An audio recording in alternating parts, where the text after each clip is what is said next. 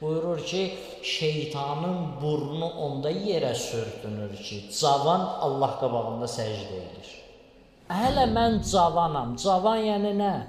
Cavan, üzr istəyirəm, hər bir səhvi eləməlidir, hər zibilin içinə girməlidir, girdabın içinə, çirkinliklərin içinə girməlidir deyəsən ki, bu cavandır. Cavanam mən. Cavanam demək mənə olar, bu şeyləri eləməliyəm, yox.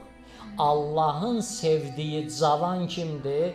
Buyurur ki, şeytanın burnu onda yerə sürtünür ki, cavan Allah qabağında səcdə edir.